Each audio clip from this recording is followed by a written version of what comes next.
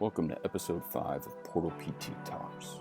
On this episode, we'll be hanging out with Jake Dunn, aka The Rehab Process, and Conor Harris. We'll be talking about COVID-19, how fluid and guts change your movement capabilities, what we're all learning during these weird times, and much, much more. As always, I'm your host, Kyle Waugh. Let's dive into the show. Talking to my boss too at work, because it's the skilled nursing, and all these people, they're paying so much money to be in that facility, which is ridiculous. But they're also gonna tag on it's so weak because they've been trapped in their rooms because everything's on lockdown, and they're not getting any therapy for who knows, just a couple of weeks for those folks in that population, and they're already weak. So man, even though I'm not technically working now as many hours, it's only going to blow up because all these older folks and just people are just going to be so deconditioned after this if they're not working out or trying to be consistent with it. So I think we're going to be absolutely slammed within the next 2-3 months, month after all this. Sorry, there's a bee on me. But yeah, it's nuts. And even then, they were all on lockdown, and they were all that population's already having depression issues and all that. And it's just magnified right now. They can't see their family. No one can come in or out of the building. They're not even letting people get outside and just get some sun. And I'm like, oh my God. Yeah, that's a little scary. That's a little scary. To your point, Jake, can you, for me, I do the online thing, so do you, and I'm sure Kyle, are you doing anything online? Oh yeah, I've been picking up, dude. I actually just got my first gold on Reddit for a post I just did, and hell yeah, man, I've been tearing it up with Reddit. So awesome, brother. Did you say thanks for the gold, kind stranger? Oh yeah, man. No, he wasn't even a stranger. he wanted me to know who it was. I was like, dude, thanks, man. Yeah. So, but yeah, no, I've been doing a lot of online and just making content. So that's good. That's good because we have that as an outlet. But imagine the person that does they had a job and they got fired, and they have unemployment. They live in a 1-bedroom or studio apartment, and they have no outlet now to keep making money. It's that person, we think we're feeling a little bit less, normal than usual, but those people, man, I can't imagine what that's like, because they can't go outside. They're in this tiny 1-bedroom apartment or a studio. There's millions of those people out there. Yeah. I have no idea what that must be like. That must be tough. That is sad, scary, brother. And I'll even just say again, I don't know how many families are truly struggling with it all, but like we mentioned, that depression's going to set in. People, if they're already uneasy on money, there could be a lot of things happening, like the family in Florida that I mentioned. The husband supposedly committed suicide and killed the rest of his family, and that's just sad to see. And I don't know where that's happening throughout the rest of the world, if it's just there, but those things are going to happen, unfortunately. And I think just putting people in a cage is what we're doing. It's a good thing, but it's also a really bad thing. People don't move. Pain. I for the first time in my life, I finally understand from a subjective way, because sometimes if you've never been morbidly obese, you don't know what it's like to lose that weight, even though we might know what to do to gain or lose weight, right? But for someone who has back pain, that's constant, right? They're lifting, they're doing this, but they're at a desk job all day, like I am basically doing now, which I never used to do, right? I don't necessarily know what it's like to not move all day in different fashions. So that pain is different for me. So for the first time now, I actually got up yesterday and walked for the first time in a little bit, a long distance. And I've ridden a bike, but I hadn't walked in a long distance. And I'm talking multiple miles just outside. And what happened when I got halfway through the walk? I started experiencing aches and pains. I'm like, whoa. Yes. Why? I'm like, what is this? Same. Yeah. So I literally I'm like, wait a minute. I thought I'm moving. I thought this is supposed to be better for me. And I stopped and stood there for a second. I'm like, wait a minute. I've been sedentary for way too long. Maybe now that I'm actually moving, this could be developing some sort of threat to my body, some ache and pain, whatever it is, it doesn't matter, right? But again, it doesn't mean that I'm going to feel better just from moving instantly. So it showed that I actually got some weird pain or symptoms from it. So people might feel like, wait a minute, you told me to move, Jake. You told me to just walk throughout my day more. All of a sudden I started getting more aches and pains. I'm like, how does that? I'm thinking, whoa, how could this be? Like, how could this happen? You move, the more you move, the better you'll be, right? But then of course, I started just noticing different positions that I was hanging out in when I was walking. Was I just laying on my joints, or did I try to load one leg? When I loaded one leg, the pain went completely away. But the second I relaxed back and just flopped over, standing up in a bad position, came up again. So who's to say that just moving it could bring on different issues. Like we might think we're helping one thing, but something else might pop up at the same time. So for someone that never moves at all throughout their day, moving could bring on some sort of pain or ache that's not necessarily a positive feeling right off the bat. But hopefully in due time it'll subside, because for myself, now I've experienced it now, and I never in my life experienced that. So it brought me a little back and more empathetic to understand things and be a little bit more understanding of anything that can happen. Let's just see what happens, and let's just take notes on what we're doing throughout the day, because of course that's going to matter. But the more I moved and the more I positioned myself in within a proper intent, the pain went away immediately. So I think that was pretty cool to see. Yeah, I totally understand what you're saying. Like I know how to solve pain on myself because I know how my body works. So if I feel something achy, I'll be like, yeah, I'm just going to do this and then I'm good. But I went for a run last week and my left Achilles was like not happy. My right shoulder right now is not happy. And it's from sitting. There's no way it's anything else, because this is going to make me throw up when I say this, but last week I averaged 1,600 steps every single day. That is horrible. That's so bad. Tuesday, I got 762. It's like, I stood up like twice. Yeah. It's so bad. You can't do that. And my body's like, it's starting to adapt to that. So I definitely feel it. And man, it's just, I have to get out there this week. Every single day, I'm trying to at least run or walk 2 miles, just at least. Because if I don't, man, it's amazing. And at least it's like helping me empathize with those people who have those desk jobs, who sit all day, because that's essentially what, we're doing now, all three of us. 100%. I mean, dude, and then you add in, I remember you did a post or one of your podcasts, Conor, and you're talking about like the visual system. We're also staring at something so close. We're not getting any just our nervous systems, man. They're whacked out right now. Yeah. Because if you look at anything close all the time, that's central vision, which is like your pupils dilate. That's sympathetic nervous system drive. That's why, like me looking outside my window right now, I feel immediately more relaxed. And that's because it's more peripheral. It's more me. There's more objects in my periphery. There's nothing right up close. So I think that's a big reason why when people go outside, they feel instantly better, assuming it's like a nice day and you have other things going for you too. But it's so important just to like sit outside and do work. I've been trying that too, and that works, like you're doing right now. Dude, yeah. Except for this bee, man. I'm about to like have a serious fight with him. Like he's been all around me. But yeah, man, like I've never been stung by a bee. It's amazing. Really? Oh man. My dad. Yeah, I don't know if I'm allergic. It's probably a bad thing at this point. Dude, be careful. I don't know. I've been stung by plenty. We had my dad did like beekeeping for a while. So you just got to be calm with them. And they'll just land on you and shit. But I just don't like him still. He's pissing me off. But yeah, no, in terms of like the visual system, I don't know, man. Like I did my fair share this past couple of weeks playing some video games. And like when I would stand up after like a couple hours, and that's something like, I'm playing some Call of Duty and that adrenaline kicks in, but I'm just stationary and I'm playing. And then like you stand up after a while and you're like, what happened to me? Like, I feel like I got hit by a truck, man. Like, but yeah, I can't imagine. Well, I've been there actually, like what it's like to not have these skills and everything that we all possess now. Am I still there? You're still there, yeah. Okay, cool. Yeah.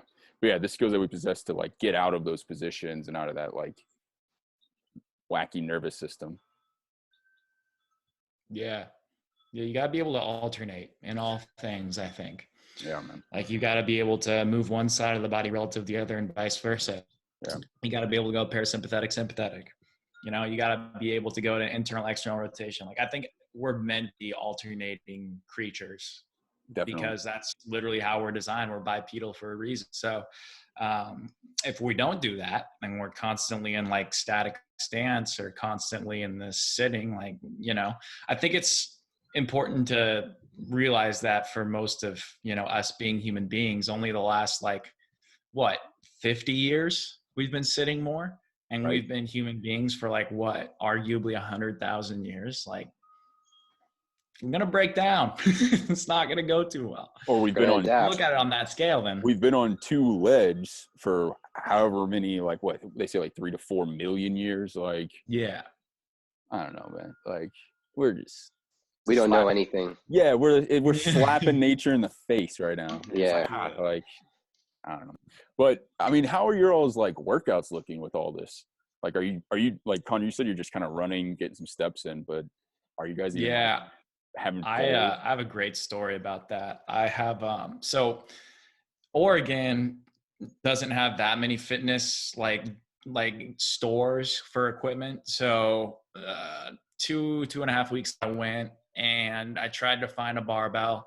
I tried to find some weight plates. I tried to do everything. I spent literally 10 hours of my day going to all these different places in town.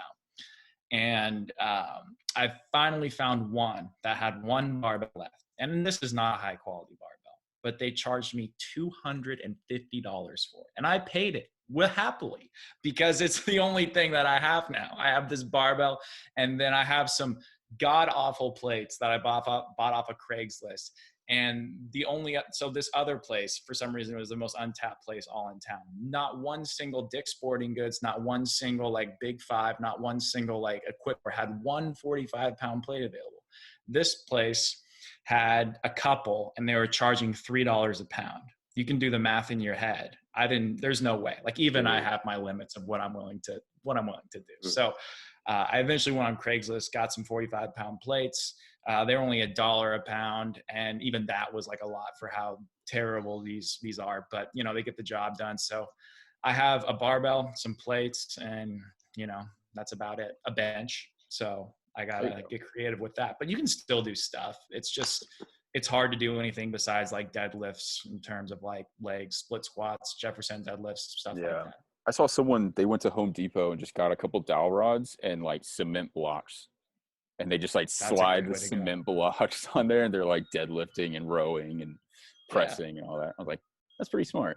You know what I did with my time? I built a custom cornhole set out of wood from Lowe's. This is great. Yeah. That's my exercise. How's that for exercise? Add that to your list. The rehab process is playing cornhole professionally right now. No, but seriously, it was really cool. Everyone got crafty, you know, everyone's doing something that they can do. Luckily, I built a squat ramp. I built my own squat ramp out of wood from Lowe's, and I got it stained and did everything. So I'm doing all my stuff on there. I think people can really utilize isometrics really well in this time. You know, I think I'll stand there in a deep split squat, whether I'm shifted or not, it doesn't matter. And I know what I'm doing. I'm going to burn. It's only a matter of time. If you know how to load yourself different angles, you're good. Again, this is just a matter of like maintaining almost. Luckily, I have some weights that I've always had. I don't know what they're called. The dumbbells where you can rack numerous weights at one time. You know what I'm talking about? You can offload the weights. With the big one. I have that, which is good. But I'm not, like I said, I was more sedentary, honestly, in the beginning, because I saw this as an opportunity to continue to thrive with what I'm doing online and build that. So I like I said, I had the back problem or aches when I got up and walked for the first time, right? So it's because I was sitting and I was just pushing away at what I want to do, what my tunnel vision is. But at the same time, you know, I do know I need to get out. So I ride bikes a lot. I played tennis yesterday, using this time to play things that I used to play a lot growing up, instead of just having to lift. I think it's so important for people to do. It's not even just lift, it's just to do things that they love to do, whether it's different movements, so it's different sports, activities you can do. And it's just enjoy it. You know, that's it. That's so true, man. Yeah, just like having fun, I think, is so important at this time. Something I've actually experimented with the last couple of days, and I've found a lot of success with it, is I have a timer on my phone. Every hour, it goes off. I get up I go over to my bench. I go on a wall. I do something like I do 15 reps of split squats, like lateral lunges with some sort of weight I'm holding. I could do push-ups. I can do anything, like whatever. And I find if I do that on each side, make it a unit activity in this bilateral split squat, static stance for, so many hours a day. So I make it unilateral. And then I do 15 reps. And then every hour I do that. And I find that helps counteract a lot of the sitting. I do feel better. And I think it burns some calories. I think it keeps my TDEE, total daily expenditure, up. And I think that, if you make those reps hard enough, you're gonna probably get a nice hypertrophic response, because if you think about what the overall primary driver of hypertrophy is, it's total volume accumulated. So if you make those sets hard enough, then hey, you're probably stimulating something. And over the course of a day, that adds up really quick. And then you're getting heart rate variability on top of that. So I think that's a pretty good way to do it. And it's really not that hard. It takes like 90 seconds. You're done. Mm-hmm. Not bad. Yes, sir. Yeah. Honestly, man, all I've been doing is just running around the yard with my dog. Like, dude, I've just literally been like, I take my shirt off, I get some sunshine. We've been lucky enough to have a lot of sun lately. I do some ISOs. I've been doing a ton of ISOs, just dropping into like Cossack squat, isometric lunges, go sprint around the yard with the dog. I've been running more than I really ever have, but just like casual, 2 minutes on, 2 minutes off, just kind of getting my heart rate up and enjoying being outside more and not having to like actually, because when I was back in Seattle, I was working non-stop. I mean, it was either online or in the clinic. So I technically was pulling 10, 12-hour days, no matter what. And with that, you just don't realize how much like stress I'm resilient, and I definitely use a lot of tools to help myself out. But you just take for granted what it's like to be calm and relaxed. Yep, 100%. And if you think about this, though, think about how we've never, or when was the last time you had 2 months off of work? Never. Well, we got to think, okay, well, yeah, maybe when you were on summer break, high school, summer break, but picture 20 years from now, right? If you're thinking back, when was the last time you had over 2 months? Who knows? It could be 6. We don't know, right? But it could be that long. So if anything, use it as a positive thing. As long as you can survive or whatever it is that you need to do, right? Use it as a positive thing, because it's in a way, some people are probably experiencing like a big vacation that they've never experienced before, because they're so used to working their butt off all day long, wherever they're at. Again, as long as they can survive, and that there's different variables that come to play. But in a way, just look at it from that standpoint, it can get a little bit better, I think so, man. I think that's really important. Like at the beginning of it, I sent out a tweet and I was like, hey, think about all those times you said to yourself, man, if I just had like a week, I could catch up on all these things. Well, now you have it. And there's a lot of projects I'm working on and a lot of things that I'm trying to get done, like within myself. And like I'm trying to play the piano again. Like that's, it's just a good outlet to have. And that's something I never really had before. Like I would play it on and off, but I never played it consistently because it was always something that I wanted to spend time doing other things with. So that's been really nice and a good outlet, and it helps take my mind off of it. But for other people, I'm sure there's different things like house projects, like, I don't know, maybe spending time with our families more if they're not driving us too crazy. That's weird. I think it is a positive thing, and that's a good point. Yeah. I wish I had a house right now. Like, I wish I had a house that I could like do home improvement to. That'd be so much fun. Like, that's what I'm doing here at my brother's house. I'm not joking. 100%. We put in like the whole back patio. We had some guys come in and cement the entire back patio. Today we're about to go dig up a bunch of bushes. It's not my idea. I'm just doing it for my brother. But hey, what's family's for? I love him, so I'll be there for him. Yeah. Dude, it gets you outside. I'd love to do that. Like, I've just been, I took a bunch of stuff to the storage unit today. I was like, oh yeah, I did something. Like, I did something a little bit more physical other than sprint around the yard. But yeah, man. So, I mean, everyone's just, like I said earlier, it's like the Twilight Zone. It's just no one's working. Everyone's kind of concerned about money right now, but at the same time, some people aren't. It's just a weird time. I think it's exposing something like within myself that I've noticed. that I always have a need to do something, always have a need to be productive. And if you talk to people, they're feeling the same things too. It's like a need, it's something that's like placed on me by my environment, by who I associate myself with, and, you know, by just the constant like drive through the American dream as like an entrepreneur. And I think it's been a good thing. And I think for some people it's driving them crazy. And for me, I think it did at first too. But I think that the more I wrestle with it, the more I realize that that is something that's within me. That's like a problem I need to deal with. Because like if I feel like I am not content after putting in like 7 or 8 hours of work on a day off and it's 8 p.m. at night and I feel like I need to keep grinding, then that's something on me, you know, like I need to calm down. And I think that hopefully that resonates with other people, because I think we all feel this need to be productive during this time. And I think it's okay to just relax and just be present and enjoy what's going on within your life. And that's something I'm working on through this time. And I think that's where that balance comes in, because like, I think all three of us get it. We're trying so hard to grind and, you know, promote ourselves and have this successful business, but ultimately, like, what is it for if you can't stay present and just enjoy the fruits of your labor? You know what I mean? I think that goes for exercise too. I mean, a lot Yeah. of people with their programming, like I know myself, like I was about to start, I'm doing the Rebel Performance the group mentorship. And they just sent out, you know, the AMRAP program. And I was like, yes, I'm going to crush this. Like, this is going to be amazing. I went in on a Sunday. I was like, I'm going to start the Monday on a Sunday because I want to be ahead of the game. Went in, crushed the first day, absolutely loved the program. On Monday, my gym shut down. And so I'm like, what am I supposed to do? Yeah, like this is trash. But it is nice to like, you know, I go outside, I take my shirt off. I want some vitamin D and all that.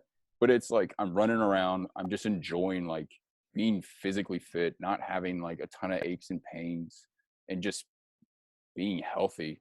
And I have, you know, there's other folks that I look at in the neighborhood, and you're like, you know, you pop your Achilles right now if you probably sprinted across the yard, man. Like, not to be judging, but you know, it's nice to feel good, and like you said, just enjoy the fruits of your labor. Be healthy. Definitely. In terms of, you know, we do all have more time. What have you guys been trying to dive into? Are you guys like looking at a lot of like exercise rehab, or are you just like diving into business, or you said you're learning the piano again? Yeah. What you guys Well, I've been reading 2 books. I've been reading this one, Human Locomotion, The Conservative Management of Gait-Related Disorders, because my perspective is heavily biased by and Bill Hartman. So that's basically where I have most of my gait knowledge. So hearing it from a very traditional perspective, I don't want to say traditional like thing. It's not a bad thing. It's just hearing it through a lens through which I have not necessarily studied since college. So to get that perspective, I think is really cool, and to kind of integrate it with what I know. And it's actually taught me a lot of things. It's really blown me away.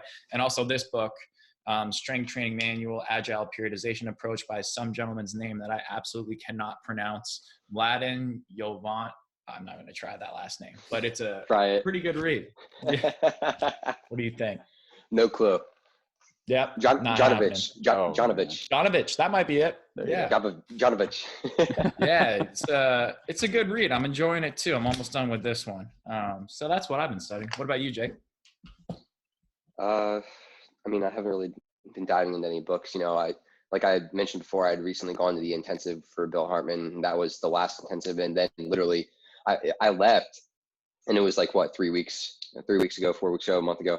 And I left and the airports were empty. So it's like, oh, I got to get home. And then that day, everything shut down, literally. So quite honestly, I could study this stuff for the next year and still, you know, have to look further into it. So that's all I'm doing. I'm just diving into it as much as I can.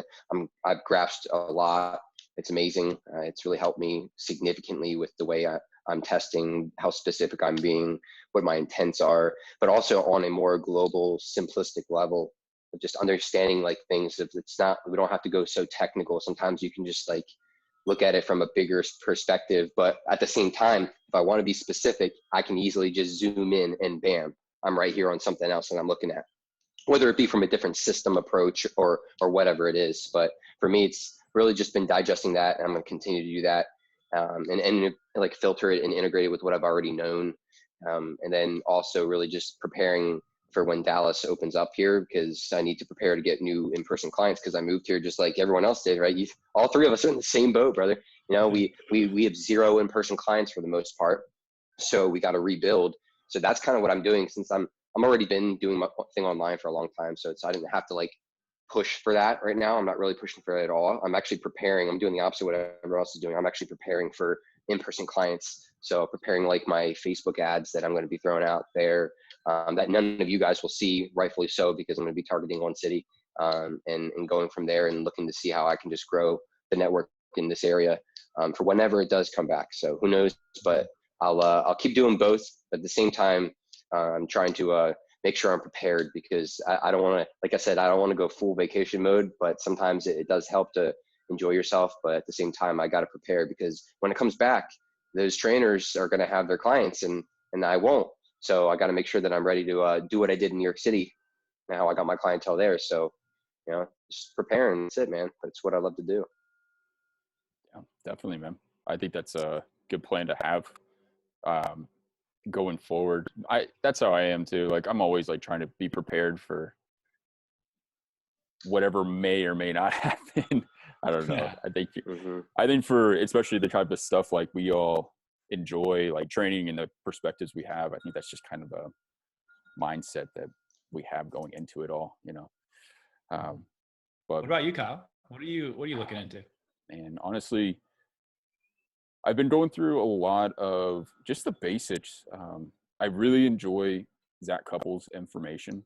I talked to Jake actually, because he had just gotten done with the intensive. He's like, you got to go. You got to go. You got to go. So I was gearing up for that next application. So I was like kind of just going through and seeing where I struggled, or, you know, something just didn't, like I couldn't communicate it well. So I was just like writing that stuff down, trying to see if I could figure out ways to communicate it. So I've been doing that still, just going through, and Zach has so much information out there, and I just like the way he speaks, and simplifies it, which has really helped with the content that I've been putting out there, I think. And then, dude, I've just been reading a lot about real estate stuff, honestly. Cool.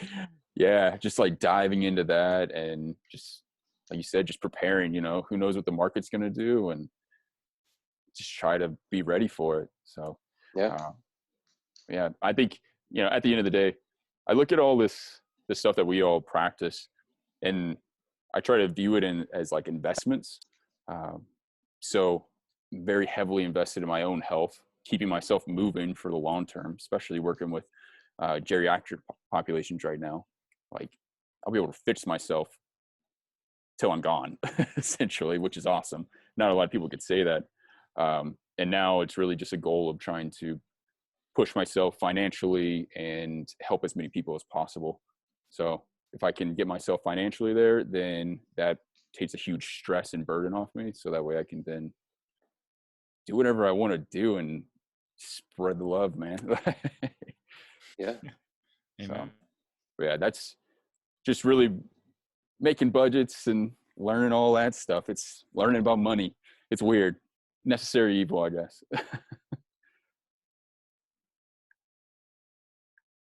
You guys still You're there? cutting out a bit, Kyle. Uh-oh, there we go. Am I back? Yeah. Okay. Phew, that was close. Yeah, like I said, it's just necessary. I hear your voice. I don't see your picture. Oh, God. Well, here, let's do this. Since you can hear my voice, I'll ask another question for you guys, and then I'm going to run. It doesn't matter. It's called a. It's just called edit. Yeah. Edit it. Yeah. Just edit. It'll You're be good. Fine. Right. I'll use this time to just cuss a bunch right in the middle. Yeah, go for it. No, but like, you know, we're all looking at these different systems. I'm curious, Jake, like you talked about different systems that Bill has been talking about. What is one that you think is I don't know, that you would say is like the most mismanaged that you might have learned at that, or like a system like of the super systems, I guess, or our big super system? What system do you think is mismanaged the most by health professionals? I mean, I'm sure we're all going to throw out the same idea of respiration. Just how about the internal systems that, that, and again, that's huge. That's Yeah. global. So it's not like one is more important than the other, because if we don't have all of them, we're in trouble. We're dead. It's the same thing with respiration. If you don't have air pressure to hold you upright, right? The same thing with the fluids. We would just collapse to the floor. Or if we compress ourselves, we're going to eventually collapse to the floor. And so again, it's literally everything at once. But if we're trying to like break it down more, sure, I might say that I might be more of a air pressure fluid dynamic person than just a lymphatic person or something like that, but it's still the same thing happening at the same exact time. If you have swelling somewhere, I can make assumptions on what's probably going to happen based off of my tests of what's going on that you're doing, that may be more along the lines of, or what I would say, a gradient than something else. So, more compression versus expansion. But again, it's just like, it's too many things going on at once. But I would say, of course, we're going to say certain movements with respiration. But again, all that's going to be combined together. So it's virtually impossible for me to say that. But I will say that the one really cool thing that I did hear from Bill, because everything it's not clear cut. Nothing is like that. And once you understand that we know nothing, like literally, he'll say that, I'll say that. I've said that for a long time.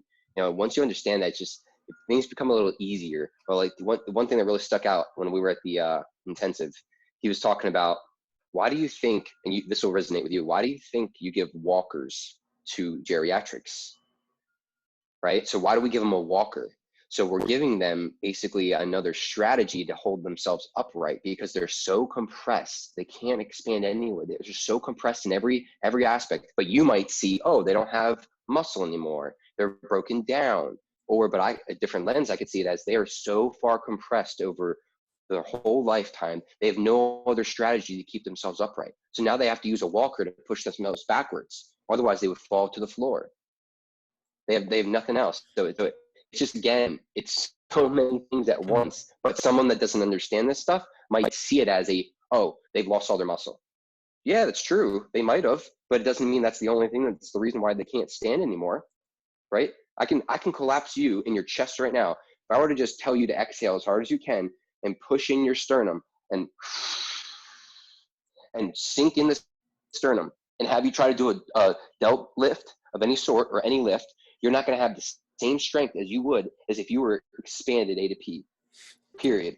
And he even did that. He literally did it in the intensive. It was awesome to see, because, we all understood it to an extent, but it makes you think, like, it's not just muscle, it's not just fluid, it's not just air pressure. It's literally so many things that have to happen at once, right? So if you deflate yourself, literally, he pushed him down, his arm went flying down.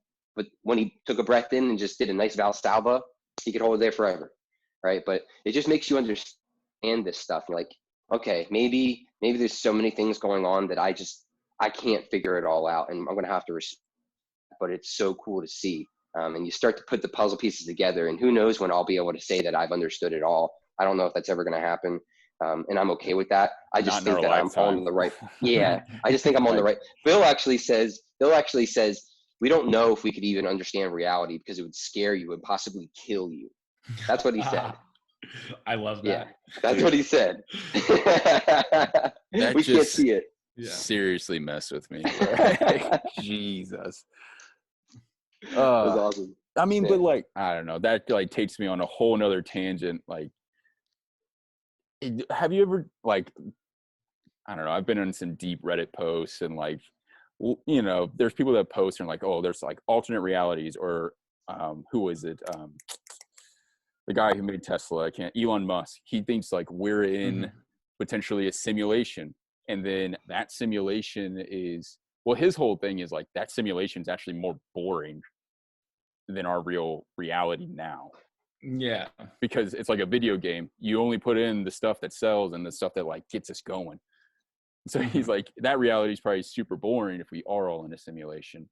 But dude, I don't know. That's a whole nother conversation. He's a genius. That guy's out Yeah, there, he's, man. I respect him because I'm not like that. I wish I was. I know. It'd be curious, like, he's on another plane. right. Yeah, I don't even know. If I could go back to school, I would definitely be an engineer, but I would never be like on that level at all. Like, but you guys still there? All right.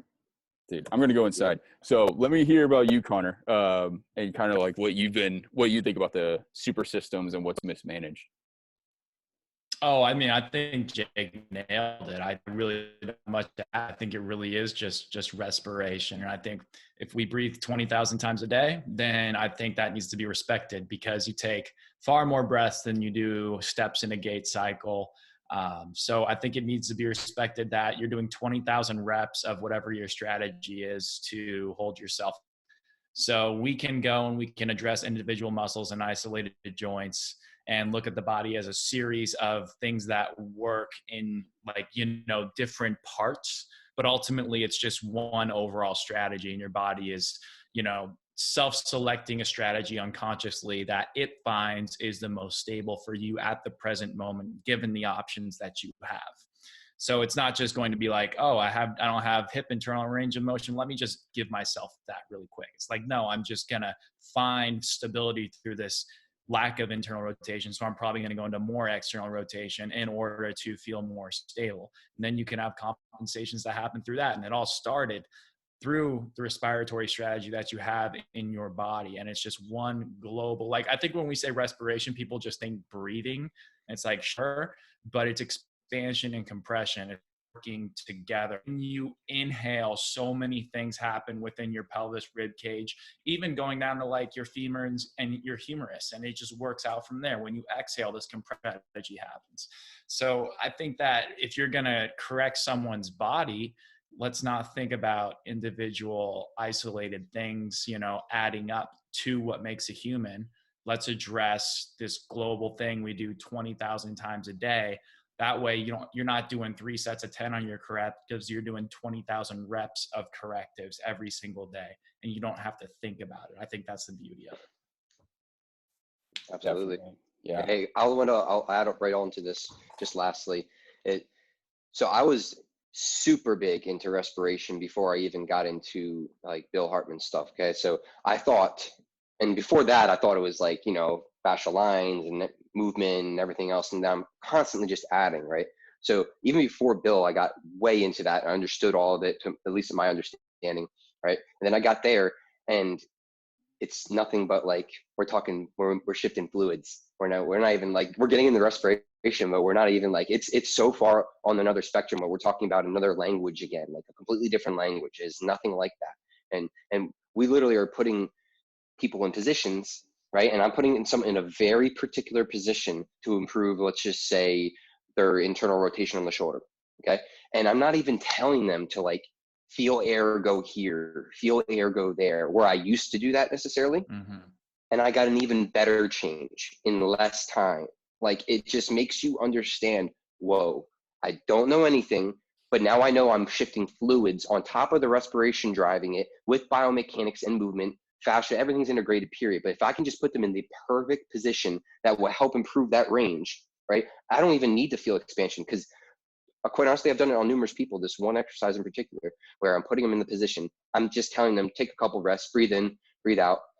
I don't care where they feel it, because I know where they're going to get it as long as they're perfectly placed. And it's just completely different, to the point where I'm like, whoa, there's just too many variables now. It's just, there's so many things at once. It's opened my eyes even further. And that's why I appreciate it even more now. So it's an amazing feeling. It's cool. When you say fluids, I feel like people could be confused. Are you talking about blood? Are you talking about synovial fluid? Like, what are you talking about, the fluid in our guts? Like, what are you referring to?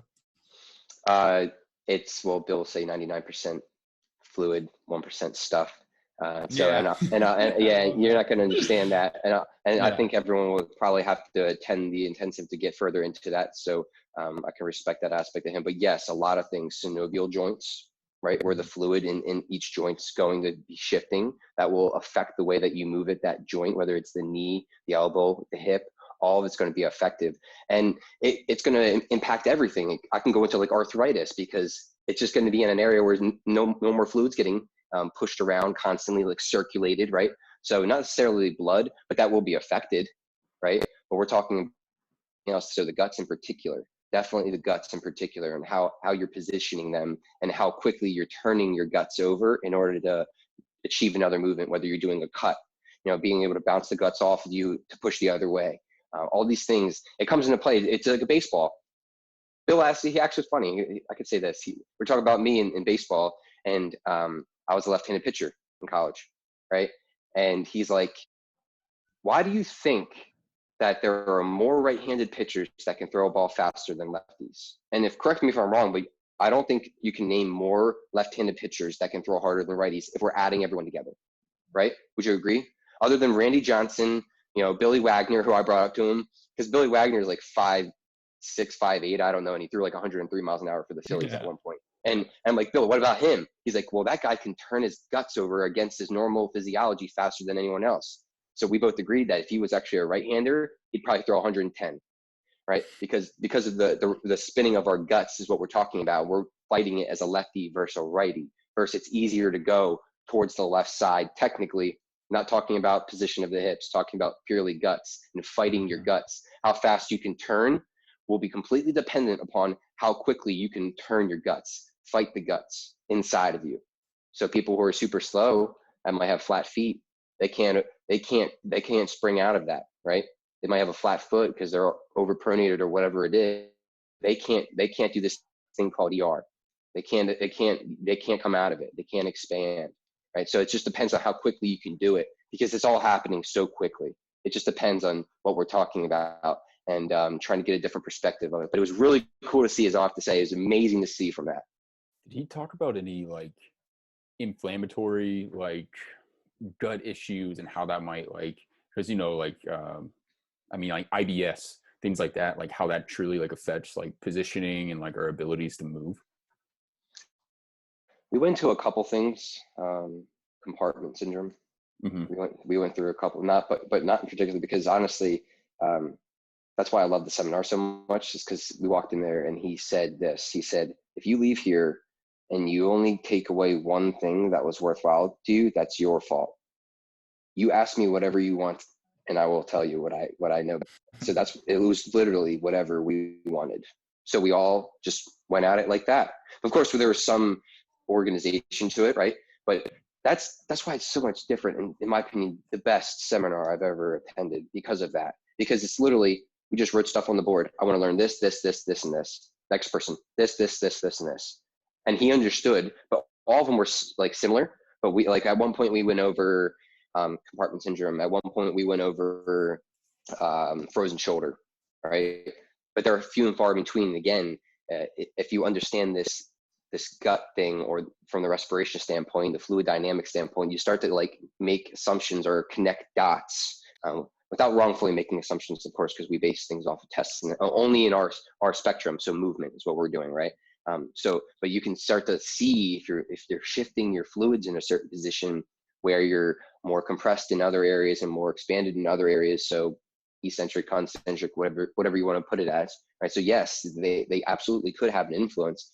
But we didn't go into specifically like what you had mentioned, but you can make an assumption as to inflammation or swelling in certain areas would have a different shift in pressure. Right. Well, because I know from my experiences, I mean, I love Bill's information. I'm using so much more like the inverted positioning. I mean, I've literally just been playing around with it, and I know people aren't really breathing there, but I'm still getting positive changes in my table tests or my online stuff. They're just kind of struggling and hanging out there for a little bit.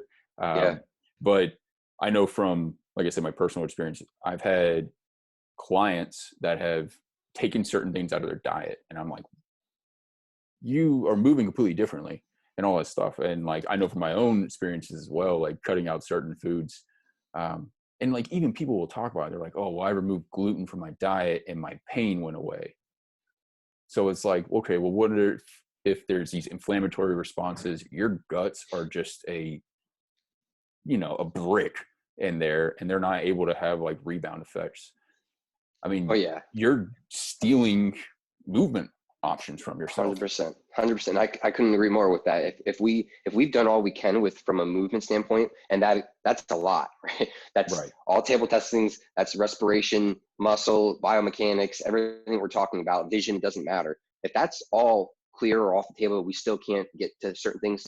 I would already have looked at the nutrition, or like, refer it out to someone that knows it better than I do. Because that will play a huge factor. Yeah, like think about a power lifter, someone that you want to have so much, like they want to be rigid, they want to have stability, all this stuff to get the weight up. Like, what if you fed them a bunch of inflammatory food? I don't know. Their guts are just like a block. Like, I hope that doesn't help.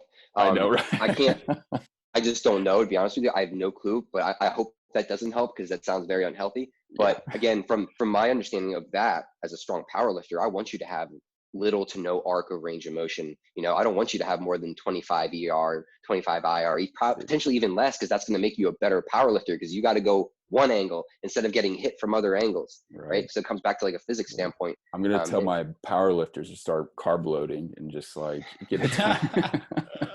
I need you to have steroids and carb loading. It'll tighten them up. Guts possible. Like, no, man, that's awesome. Like the whole fluid shifting, that's amazing. It's been a big change for me, and I can tell you right now, because I understood like reciprocal, alternating, contralateral rotations, all these things I understand with gait and whatnot. But then I started to notice certain things that I was probably pushing a little bit too far and losing something more important, like staying expanded back on the left and trying to rotate to the right. But I had a good understanding of it, and I think better than most. But at the same time, I'm like, whoa, no, I don't. Okay, now I have a different way of looking at it, and it's helped significantly of what I'm doing now with less massive rotation. Because if I go here, I'm extended back through here. There's no way. I'm coming forward. I'm doing a right turn. Period. I already know. So I should be actually more expanded here potentially, but it depends on how far you turn, where your hips are looking. All these things that I took into consideration, just not to the level of understanding that I might have now, or especially what I'm more excited about that I might have in 5 years. That's kind of my goal, because I don't know squat right now, and I'm going to say that in 5 years. But it's just really cool to see, because I can tell you it made the change. And again, how do I know? The table test showed it. Mm-hmm. That was it. Yeah. I mean, that honestly like funnels right into, I know I wrote this question like about the super system and like what's mismanaged, but again, we all agree it's respiratory system and how people go about it. It's, I mean, even just like in the PTA program, like I'm sure you experienced, it's just, hey, diaphragmatic breathing, like that kind of stuff. And it's like, man, come on. And yet there's, like you said, someone on a walker and they just have the most like compressed rib cage you've ever seen. Like we're just compensations on compensations. But I do think, talking about, the nutrition, like that question, I do still think that nutrition and then mental health are still huge, definitely mismanaged. And I mean, we can't say like in the health, I would say in health and fitness world, I know coming from Seattle, there's a lot of depression, there's all this stuff. And it's like, exercise is great for you. Awesome. But like, I don't know what to do for you in terms, like, I don't have a network of mental health specialists that I can send you to help you like deal with this problem, or even pain, all these people with chronic pain. It's like, there's a whole nother psychosocial side that we have no freaking clue. And it's just now starting to hit, I think, like people who really did for it, like we're starting to find out about it more, like folks like us. But general, I don't know, you go to like a personal training studio, they're not going to have a clue what to do, like, or even how that even makes them better at selling training or how to talk to people. So I'm reading this book for I have this book club, and it's like there's like 15 people. We talk about this book. It's called Playing with Movement, and the guy makes a really good point about like the biopsychosocial thing. And he says that, imagine there's a kid on a playground and he falls off of one of the little toys or one of the little structures, and he hits his butt straight on the ground. So there's two things that is going on right there. So he's going to Ted and he's going to look at his mom. His mom can react different way. She's either going to freak out and run towards him and then he's going to start crying, or she's just going to shrug her shoulders, just go, eh, and then he'll start laughing. So those are two options right there. So clearly pain has a social dynamic factor to it. I mean, there's just no way. And two, because that child is still learning, when it's learning to walk and it's falling on its butt, it's learning, should this even hurt? Like, should there be pain? Is this actually causing a problem within my body, will inhibit my ability to survive and just go and live my life and be able to be a functioning member of my society? The brain is deciding, should this hurt? So there's two things going on there. There's biological things, there's social things going on, there's psychological things that are driving this process. And I think it's really important to understand that, because like if you're, I don't know, I hate to make this example, but like if you're in a loud CrossFit gym where they're blasting music, or like a loud heavy metal gym, blasting heavy metal, and you're trying to do like a 90-90 hip lift, you're trying to like do some expansion in your rib cage and your shoulder hurts. So you're going to feel better after that? I don't know. You probably can't focus because your sympathetic nervous system is driving you so hard because of these environmental factors. So I think it is multifactorial. And like Jake said, like, I don't know. we don't know. There's so many different factors, and all we can do is, take that we have. And I think if pain relief is the goal, then a sympathetic state, or the ability to alternate into a sympathetic state, constantly should be the goal. Yeah, I think I've literally heard that same exact thing, Connor, that about the kid falling at a young age. I heard it from a different system I studied many years ago, and it just makes sense. It's like, so raising your kids, I don't have kids, so I can't talk about that and how to do it, but that just makes sense. Like if you baby them, they might start to think, oh, maybe I can just, start crying and get help with this, or that's what I'm going to do. It's what you develop, again. You learn so many things your entire life. You're always learning, you're always developing, but especially at that young age, it makes sense. So teach your kids to lose in sports too. There's another thing. Oh, triggered. Yeah. Boom. Sorry, I lost a lot, and I got way better because of it. Yeah, definitely. Yeah. I remember listening to Pat Davison talk about that stuff. Like he would like sit out in the middle. He would just like put trash cans out and just throw a ball. Like, I don't know, like try and just like out in the middle of the winter. I was like, dude, you're crazy, man. Like, but no, I get it. Like I don't know, like it's such a different mindset to have. I'm glad I have that mindset now, because I know when I do have kids, like I'm like, hey man, just stand up, you're fine. But I've even had my own experience. Like I've had hip pain literally from like freshman year of high school, from like running track, hurdles, all this stuff, whatever. We can say I was out of alignment. We could say I had whatever thing. But at this point in my life, I'll still get a little zap here and there. And it's like, again, trying to be able to say like, is this just like a chronic pain symptom, or is this a true problem that I need to address? 99.9% of the time, like I do my table test, I do whatever I want to do, my self-testing, it's like I'm golden. Like, and that's, I'm really interested into like, especially like in a clinic setting, just being able to help people from that side, like try to tell them like, hey, like we have this strategy, like while you're doing a 90-90 hip lift, which whatever, you're already thinking about 50 things at one time. Yeah. Also maybe try to like do this and hold that position, and visualize your pain symptoms. Like what color is it? Blah, blah, blah. Like what color do you want it to be?